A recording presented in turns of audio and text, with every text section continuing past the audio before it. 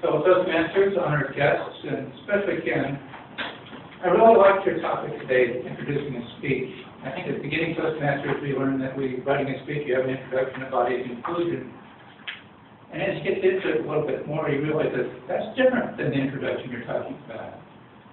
And the introduction, a good introduction to your speech can make all the difference between your audience standing up and going, what the heck is he talking about?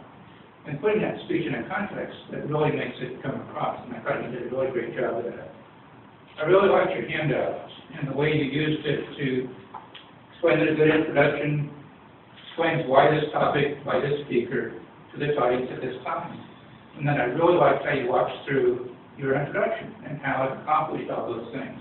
Because a good introduction really does make that, and it really puts the speech in a frame that is really meant to succeed.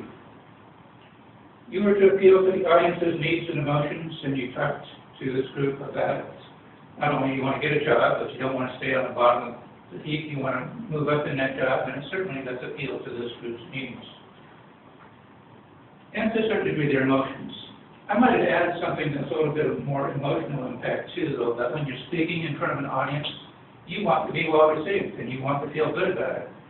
And that introduction can help establish that frame of mind so that you're getting something out of it. So that is more emotional in nature. So one thing you did talk about in a good speech, the audience, you try and get your audience to be able to answer the question, what's in it for me? They're sitting there wanting to know what's in it for me. And I thought you could have improved a little bit, because a little bit later after that you said, well, I want you to get such and such out of this. And it's like, well, what's in it for you? Instead of saying, in that context, you might say, a good speaker, you're going to want to know what your audience, you want your audience to get this out of your speech. I think it would have been, again, appealing better to that what's in it for me that you're trying to get across to your audience. And you're to use stories to illustrate your points, and you did use a story about the time when you had this gentleman just want to make up the introduction instead of reading the one you did.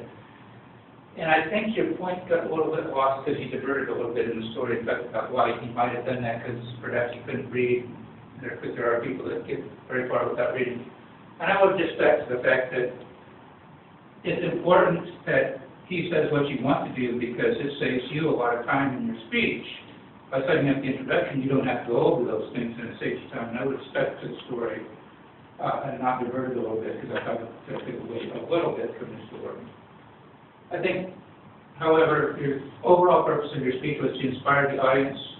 And you certainly inspired Paul to get up here and talk about, well, this is a what's in it for me kind of meeting. So it was very clear that the message you got across came through. And I think it was a very important topic. I think you did it very well, because I totally agree with you that the importance of that introduction to setting up the speech and making the audience.